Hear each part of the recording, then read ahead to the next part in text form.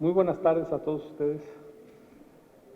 Antes de comenzar formalmente mi presentación, por supuesto deseo agradecer y felicitar a todas las autoridades del municipio de Nezahualcóyotl por la constancia, la continuidad en el gran proyecto de proximidad ciudadana, los logros obtenidos, al presidente municipal por continuar respaldando estos esfuerzos que son muy reconocidos a nivel internacional, y sobre todo también a la Secretaría de Seguridad por su trabajo profesional que se muestra, se conoce y se sabe.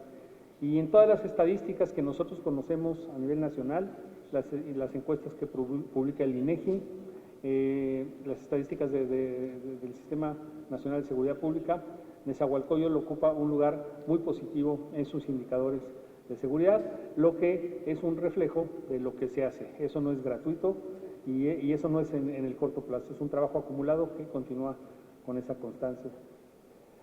Yo voy a hablar de los temas pertinentes a la seguridad nacional, algo de la seguridad internacional y las tendencias que se están manejando en el mundo sobre lo que se llama la militarización y el regreso a la mano dura, que es una tendencia que ningún país está exento de ello, y en América Latina, por supuesto, está introduciéndose con mucha fuerza en algunos lados, como por ejemplo el caso de El Salvador, que es el más sintomático de todos, pero no es exclusivo el caso salvadoreño.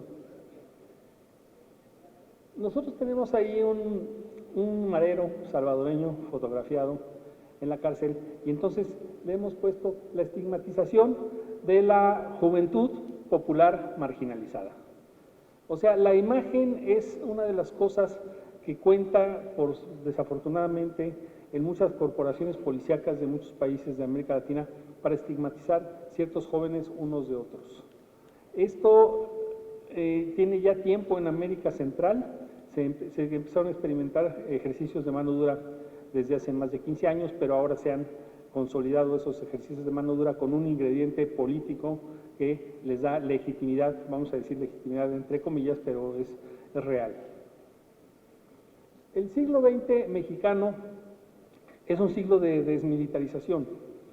Los generales de la Revolución le entregaron el poder a los civiles en un pacto cívico-militar, un pacto algo así como de padres a hijos. O sea, el ejército, los grandes caudillos de la Revolución crearon el aparato político que gobernó el país hasta el año 2000. Después hay un periodo pues de tranquilidad, digamos los primeros 6, 7, 8 años del siglo XXI, y después viene toda esta estrategia de remilitarización de las corporaciones de seguridad pública. Empieza lo que se llama la Iniciativa Mérida, lo que se denominó en su momento la guerra al narcotráfico, y entonces nos encontramos nosotros con un enemigo que antes no aparecía en el escenario de los problemas de seguridad nacional, seguridad estatal, seguridad municipal, que es el crimen organizado creciendo en el país.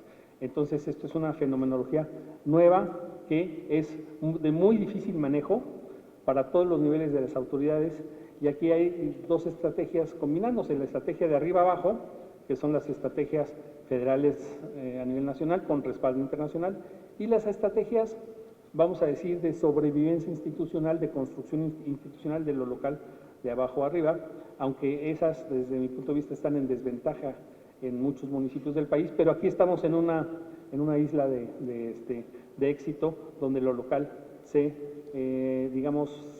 impone sobre lo nacional con datos muy importantes. Hay muchos estudios sobre la militarización en América Latina, en los países latinoamericanos, lo que se llama la remilitarización. El gran problema de la llamada remilitarización es que ya no solo los militares van ocupando espacios en las arenas de la seguridad pública, sino que se expanden a espacios civiles que antes no se observaban, excepto en los países que gozaron o tuvieron pues desafortunadas experiencias de gobiernos militares directos a través de golpes de Estado, etcétera, que son ocupación de áreas civiles que no tienen que ver con la seguridad, de gestión directa por el concepto de eficacia, orden, disciplina, etcétera. En las corporaciones militares Como todos ustedes saben, también en las policíacas pues no se aceptan los sindicatos, no se aceptan las protestas, no se acepta nada de esto, y entonces eso en América Latina se está reviviendo con diferentes características, pero es un fenómeno que también lo observamos en nuestro país. En nuestro país el dato a nivel de la llamada seguridad pública es la creación de la Guardia Nacional. La Guardia Nacional nace en el año 2019, sustituye a la Policía Federal, y aquí hay varios detalles que hay que mencionar. Nunca hubo o nunca conocimos el diagnóstico por el cual se hizo desaparecer a la Policía Federal. El diagnóstico es verbal, hay un jefe corrupto y la corporación no sirve. Es un diagnóstico muy generalista, pero este diagnóstico yo no lo acepto como argumento porque a la par, exactamente a la par de ese fenómeno, también hubo un jefe corrupto en Pemex y no se disolvió Pemex. Entonces, si vamos a disolver los aparatos del Estado donde hay una jefatura corrupta, pues entonces habría que hacerlo parejo. Entonces, la moraleja es que nunca supimos las causas estructurales por las cuales se culpa a toda una corporación. Porque un jefe corrupto pues, se envuelve una élite, la cúpula de mando de una estructura policíaca en este caso. Pero eso no quiere decir que eso contamine a 30,000 personas. Y en el caso de Pemex, pues también era la cúpula la que se investigó y todo esto, pero eso no hizo desaparecer esa institución. Entonces, hay desigualdad en el aparato de toma de decisiones cuando decreta que algo no funciona, que algo sí funciona, o son personalizaciones de malos mandos y que afectan a la institución, pero es un caso muy raro de disolución institucional por malas decisiones de una jefatura. Entonces, aparece la Guardia Nacional, se le dan los mandos a las Fuerzas Armadas, pero amparadas bajo un gran debate político que hubo en los meses de enero, febrero, marzo, abril, hasta su ley, donde hay un mando civil y un mando operativo militar, y hay transferencias de personal. En América Latina en general hay un optimismo democratizador notable entre el año 1990 y el año 2010, y hay un pesimismo y una parálisis democrática desde el año 2010 en adelante. Pongo 2010 como un indicador, en unos países es un poco antes, en unos países un poco después, pero hay un pesimismo que va debilitando poco a poco a la democracia construida en los años 90, y esto en México no fue una excepción. En los años 90 se construyeron las estructuras formalmente democráticas, la democracia electoral, etcétera, y pasó igual en Argentina, en Brasil, en Chile, en Centroamérica, etcétera. En Centroamérica fue con acuerdos de paz, en Sudamérica fue con pactos entre las élites, en México no hubo necesidad de hacer pactos con las Fuerzas Armadas porque era un país que no había tenido golpe de Estado, entonces era pacto entre las élites civiles, este optimismo democratizador, y fue permeando todo el continente. Pero eso se va paralizando. ¿Quién lo paraliza? La debilidad de las estructuras de justicia y seguridad pública en casi todos los países, y entonces esto va haciendo crecer el crimen común y organizado en términos generales, y entonces va llevando al llamado a militares a que ocupen jefaturas de corporaciones de seguridad pública. Esto lo vimos en nuestro país, ocupando jefaturas de seguridad pública a nivel estatal, a nivel de municipios grandes, y en algunos estados pues casi la totalidad de los municipios. Pero también hay que señalar que hay islas de civilidad.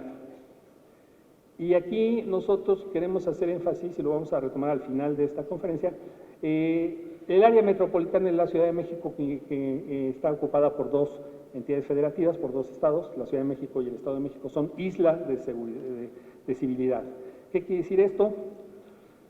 Dos entidades muy distintas en el nivel político, una muy concentradora del aparato político y de seguridad de la Ciudad de México, 16 gobiernos municipales, otra muy descentralizada en el aparato político y de seguridad, 125 municipios. En el Estado de México actualmente solo en un municipio hay un militar retirado ocupando la Secretaría de Seguridad, y es un municipio pequeño, rural. Los grandes municipios, las grandes ciudades en el Estado de México están controladas por civiles, están mandatadas por civiles, y esto pues es muy interesante. Y lo mismo en la Ciudad de México. Y además, las dos entidades están gobernadas por partidos políticos de distinta orientación, pero eso no contamina el ejercicio cooperativo de la seguridad y el ejercicio administrativo de la seguridad. Hay mucha cooperación, muchos convenios de cooperación y se ayudan mutuamente las policías. Entonces, esto ayuda a la seguridad. Entonces, por ejemplo, en la lista de personal de la Guardia Nacional, Estado de México y Ciudad de México señala que tienen la mayor concentración de guardias nacionales en todo el país. Sí, pero es el aparato administrativo, no hay guardias nacionales en las calles de forma muy visible y no están mandatados y no tienen casi capacidades de hacer operaciones de seguridad pública directas. Son como despliegues disuasivos de camionetas de guardias nacionales, entonces casi no tienen efecto. Son las policías municipales y apoyadas en algunos casos para cierto tipo de cosas con las estatales las que operan. Y hay una característica en las dos entidades muy similar: la profesionalidad policíaca. Entonces, la profesionalidad policíaca, con todo lo que significa, sistemas de inteligencia, sistemas administrativos profesionales, estabilidad policíaca, salarios buenos, no los óptimos, por supuesto, todo el mundo quisiera policías mejores pagados, pero salarios mucho mejores que en el resto de las corporaciones del país, y estabilidad. Entonces, esto le da estabilidad a esta área metropolitana de la Ciudad de México, que según todas las estadísticas tienen un nivel por abajo de los niveles de inseguridad en un panorama de 10 delitos, por abajo de la media nacional y bastante por abajo de la media nacional, considerando la tasa de 100,000 habitantes. Porque si a mí me dicen, el Estado de México es el estado que tiene más feminicidios, Ecatepec es el municipio que tiene más feminicidios en todo el país, pero por supuesto, si en Ecatepec caben Nayarit, Aguascalientes, Tlaxcala, etcétera, todos juntos. Ecatepec es un tamaño de un macroestado.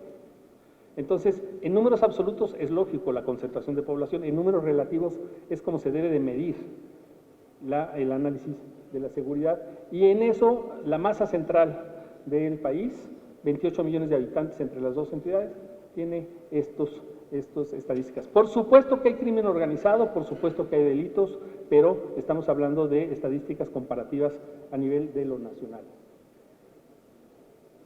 Hay una tendencia a la militarización y a la mano dura, que esto en términos de seguridad significa la seguridad pública vertical frente a la seguridad ciudadana horizontalizada.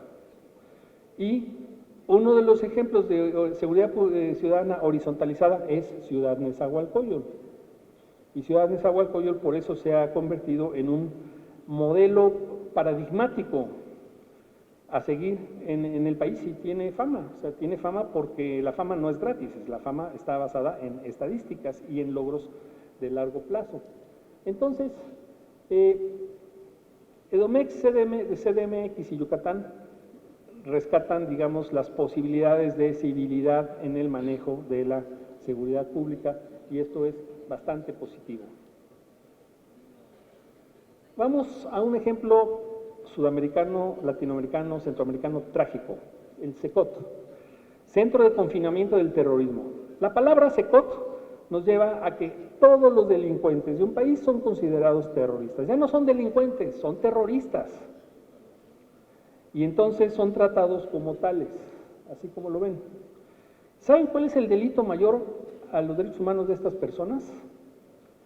Están descalzos en un país donde las temperaturas están a 40 grados en planchas de cemento. Los sientan en las planchas de cemento 5 horas al sol de El Salvador. Es como si estuviéramos hablando en el verano en Mexicali.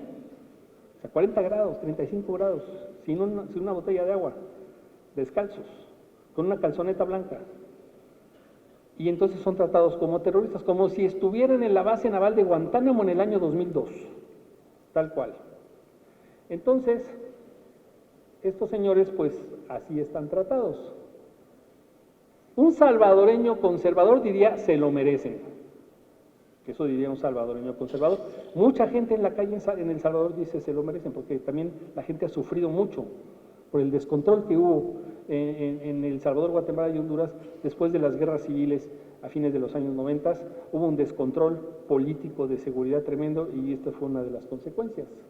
Entonces, aquí el problema es un consenso de mano dura, que es el presidente Bukele con un comandante militar, con un comandante policíaco. La clave es el presidente Bukele porque le da legitimidad a la estrategia de mano dura. y él es el segundo presidente más legítimo del mundo en estadísticas comparativas internacionales, con un nivel de aceptación de 85% de la población salvadoreña. Ahora, esto es una tragedia. Que la población quiera eso, es que estaba en el periodo anterior, era una tragedia. Descontrolada totalmente la seguridad pública.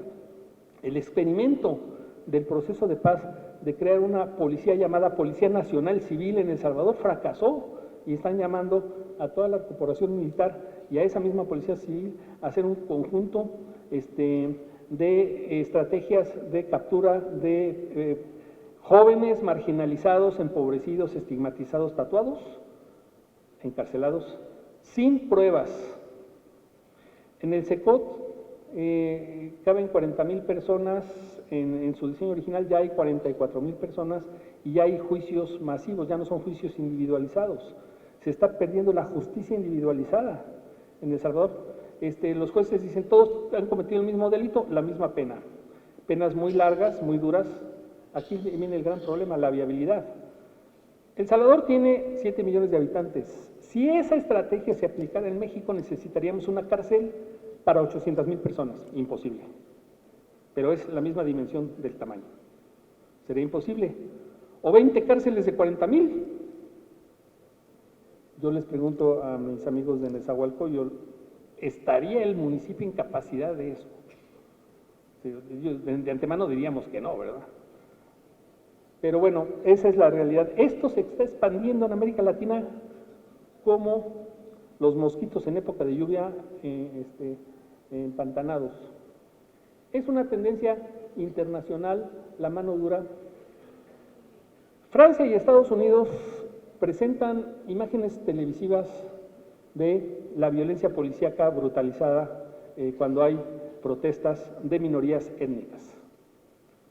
Los más duros son los defensores más acérrimos de los derechos humanos, los franceses.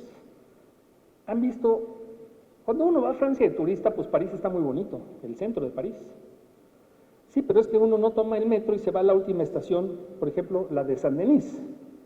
Si uno sale de esa estación del metro, es como si estuviera en Argelia, si estuviera en Katmandú, en Nueva Delhi.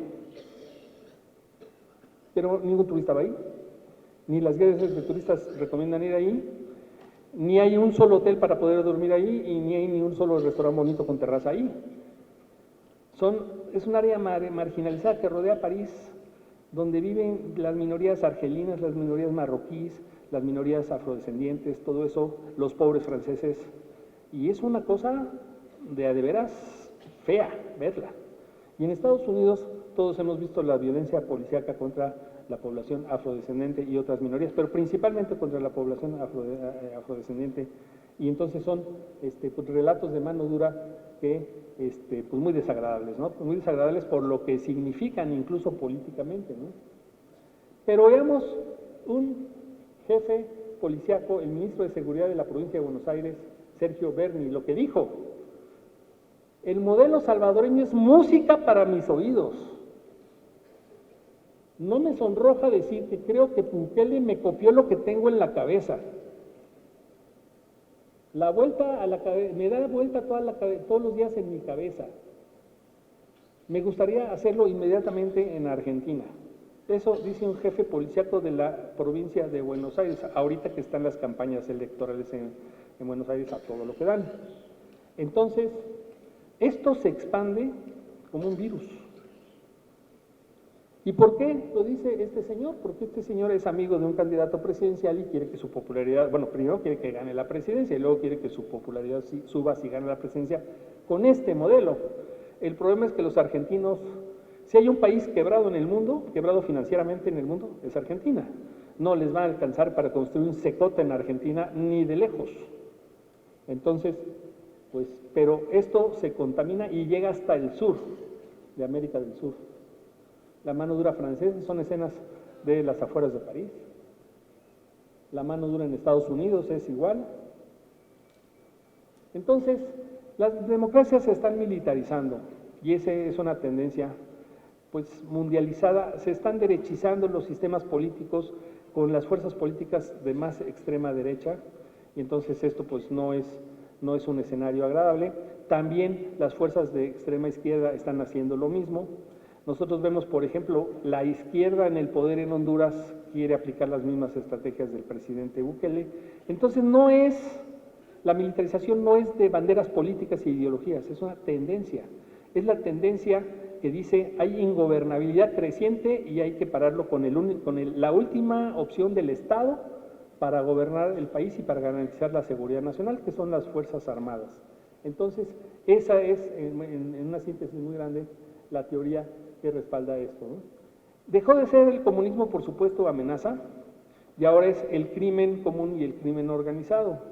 Entonces, esto lleva a escenarios muy difíciles de enfrentar para las fuerzas de seguridad pública, de seguridad ciudadana. Entonces, por ejemplo, en nuestro país vemos estados fuera de control.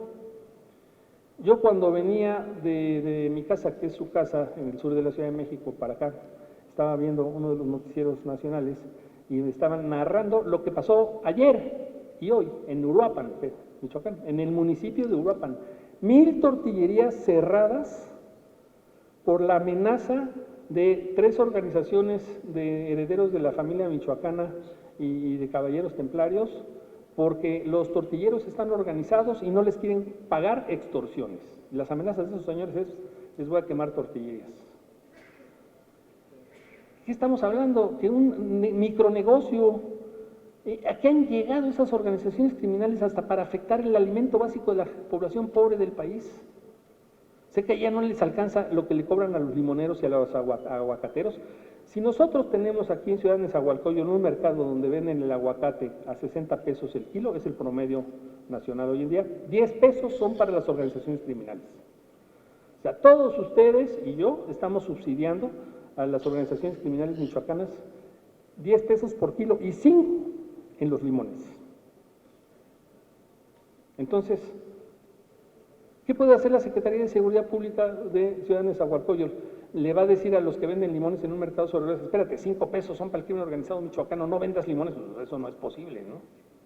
Entonces, estamos atrapados en redes muy difíciles de combatir, se necesita mucha inteligencia, etcétera, pero la afectación es nacional. Entonces, las tendencias a la seguridad internacional y nacional en el siglo XXI empiezan con el concepto terrorismo. Estados Unidos es atacado, se construye un enemigo llamado el terrorismo internacional. México cooperó y coopera mucho con Estados Unidos con eso. Inmediatamente después de los atentados, en el mes de marzo del año 2002, México firmó con Estados Unidos un acuerdo de fronteras inteligentes, la armonización de sistemas migratorios para evitar que entraran ciudadanos de todos los países árabes y asiáticos a México que pudieran ser potenciales terroristas, y ahí empezó una ayuda fuerte de cooperación interinstitucional y también por el Tratado de Libre Comercio. Eso se va armonizando, pero es con un concepto antiterrorista. Ese concepto antiterrorista ahora se está empezando a diluir. ¿Por qué? Porque a Estados Unidos le ha empezado a ir mal en sus estrategias militares de control de países en Asia y en el Medio Oriente. Entonces, se salieron de Irak primero, se salieron de Afganistán después. Estados Unidos está muy golpeado en su control militar y político en esa zona, pero Europa está tratando de salvar a Ucrania. Hay mucho desequilibrio internacional en las estructuras de poder, pero, por ejemplo, van a decir que qué tengo que hablar yo hablando de Ciudad de Nezahualcóyotl y luego hacer un pequeño comentario de la guerra de Ucrania. Bueno, es que los dirigentes políticos en algunos países están, perdónenme el concepto, enloqueciendo. Y el señor Putin está amenazando con usar armas atómicas. ¿Quién lo puede parar a ese señor? Hay quien dice que solo los chinos le han dicho, cuidadito con seguir hablando de armas atómicas, ¿eh? Soy tu amigo, pero los amigos también le dicen a un amigo, bájale. Como se dice en México, bájale 3 rayitas porque es muy peligroso, ¿no? Ahora, ese concepto de que solo las guerras están solucionando los problemas que antes se solucionaban con diplomacia, se pasa a la política nacional en los países, y en un país que no se pensaba que pudiera haber una disrupción democrática, que es nuestro vecino y con el cual tenemos el 80% del comercio nacional, Estados Unidos, hubo una insurrección política provocada por el máximo dirigente nacional el 6 de enero, famoso 6 de enero que están juzgando al presidente Donald Trump.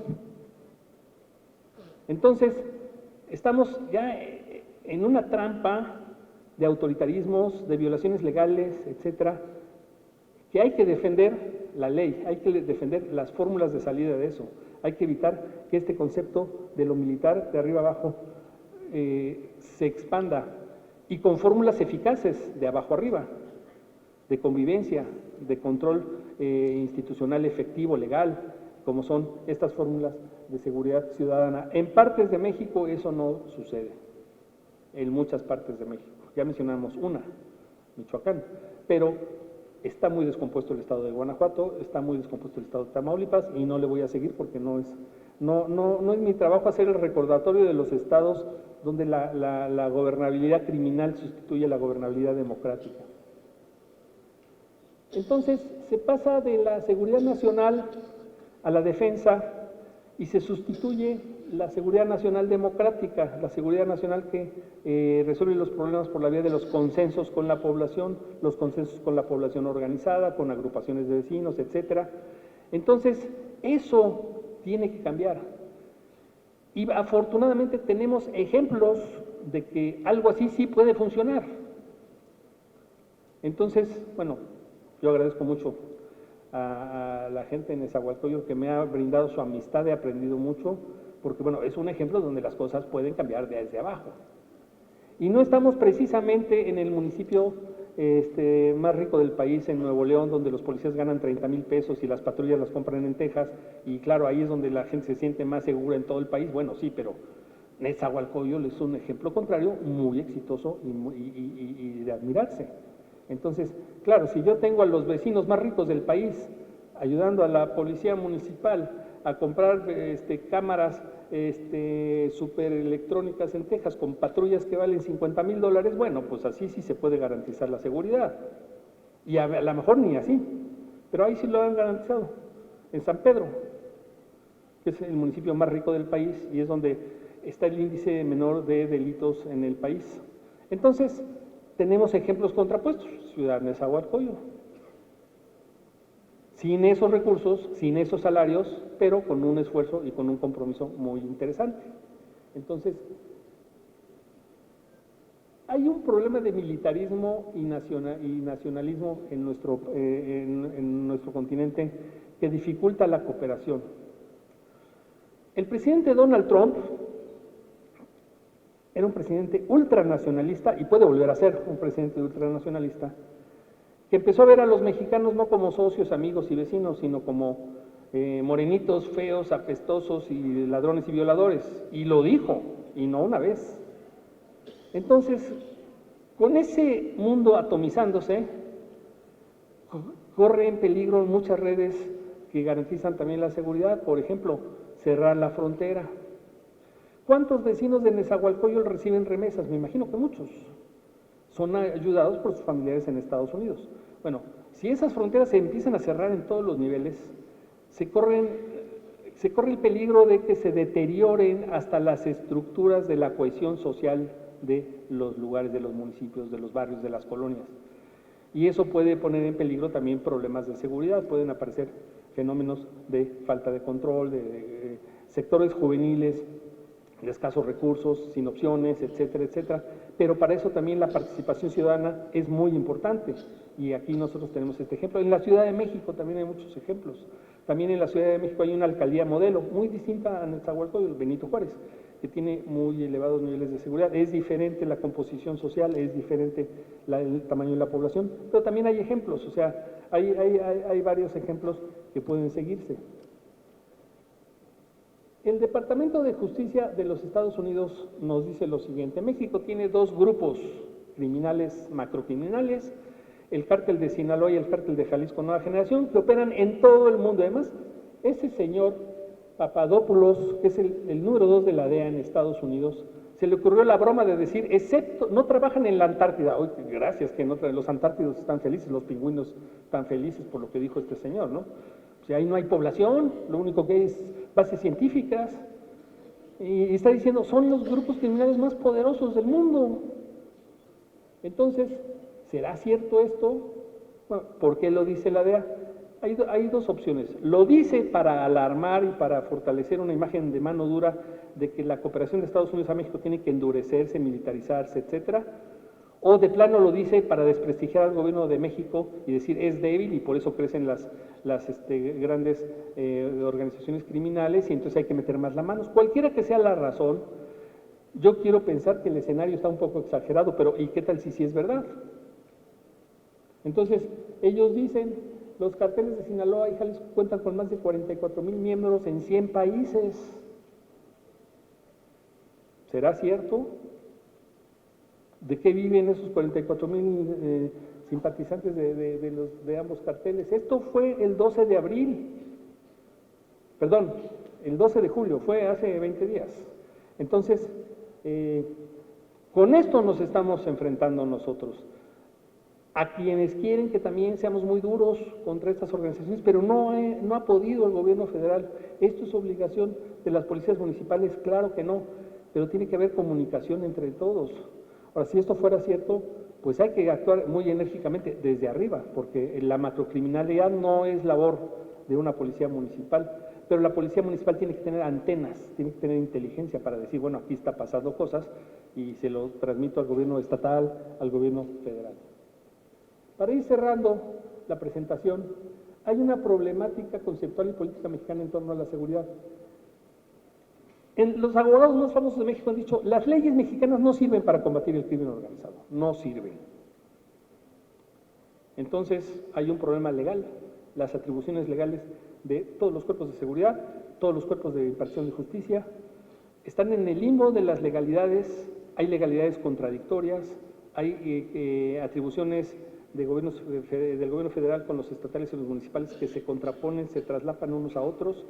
Algunos se lavan las manos y dicen, no, esto es del otro gobierno, este es del estatal, este es del municipal, otros asumen sus responsabilidades, pero los más connotados juristas de nuestro país dicen, no sirven las leyes mexicanas, no están coherentemente escritas, no están funcionando. Entonces, eso es muy grave. Aquí no podemos detallar eso porque es el glosario completo de la Constitución, las partes que tienen que ver con la impartición de justicia y el orden público. Entonces, tenemos que sustituir el concepto vertical de seguridad pública por el concepto horizontal de seguridad ciudadana en la práctica real policíaca. Y hacia ahí se debe dirigir la profesionalización, la capacitación, etcétera. Aquí hay un ejemplo, esta remoción conceptual se ha operado en la práctica, porque es muy fácil hablarlo, pero es muy difícil operarlo, se ha operado. Entonces, esas son cosas muy importantes. Para ir concluyendo, la última ley del Sistema General del Sistema Nacional de Seguridad Pública del 25 de abril del 2023 expresa esas contradicciones, deja muchas ambigüedades. Esta ley ha tenido como 15 modificaciones en los últimos 10 años. Y ahora sí vamos a decir, pues nunca le atinan, nunca ponen en coherencia todo. Pero esta es la ley que rige actualmente. Esa ley está en contra de que la Guardia Nacional se vaya a la Secretaría de la Defensa Nacional. Entonces, porque habla de los mandos civiles, políticos en la Secretaría de Seguridad Pública nacional, federal. Entonces, potencialidades de los sistemas de cooperación intrapolicíaca. Nivel solo federal es el macrocrimen. Ahí no le puede decir a un policía municipal, enfréntate al cartel de Sinaloa tú porque eres muy buen policía local. No se puede, no tiene el equipo, no tiene la información de inteligencia y seguramente el macrocriminal está muchísimo mejor armado que un policía local. El nivel federal estatal es el espacio del macrocrimen, pero ya pasamos al nivel estatal municipal, se habla de la seguridad pública y el nivel municipal es de la seguridad pública y de la seguridad ciudadana. Entonces, esto hay que ajustarlo, pero hay vasos comunicantes, porque los macrocriminales también usan el microcrimen, como lo de las tortillerías. Son macrocriminales extorsionando a pobres dueños de tortillerías que alimentan a la mayoría de la población de nuestro país. Entonces, para concluir, yo quiero señalar que en nuestro país hay un déficit de construcción de confianza. Se desconfía en los policías municipales porque hay un discurso favorable a los militares, desde mi punto de vista, exagerado. Que los militares saben hacer todo bien y los civiles saben hacer todo mal. Que los civiles son corruptos, los militares honestos. Nada de eso es cierto. Hay militares corruptos, hay militares honestos, hay civiles corruptos, hay civiles honestos. No es el blanco y el negro. Entonces hay que tratar de hacer que las policías que están comandadas por fuerzas civiles, por comandantes civiles, también hagan las cosas muy bien, que tengan profesionalidad, etcétera, para dar el ejemplo de que también se puede en el mundo civil. Pero hay un ambiente hostil en la opinión pública en favor de los militares y en contra de los civiles. Entonces, eso yo creo que hay que tratar de relativizarlo y tratar de neutralizarlo. Los temas que provocan la desconfianza son la corrupción, la politización de acciones militares y policíacas, las ideologías diferentes de los liderazgos políticos, las distintas capacitaciones y trayectos de jefes policíacos y militares, ahí sí los militares le ganan a todos. La pugna por los presupuestos es parte de la principal pugna que se observa, y la desigualdad de los niveles de profesionalización. Con esto quiero concluir. Hicimos un estudio, el Atlas de la Seguridad y la Defensa de la Seguridad del Estado de México 2022, acaba de salir, se puede consultar en línea íntegramente. Fue respaldado por la Secretaría de Seguridad del Estado de México. Ahí están casi todas las estadísticas estatales que había en disponibilidad abierta al público. Muchas gracias por todo.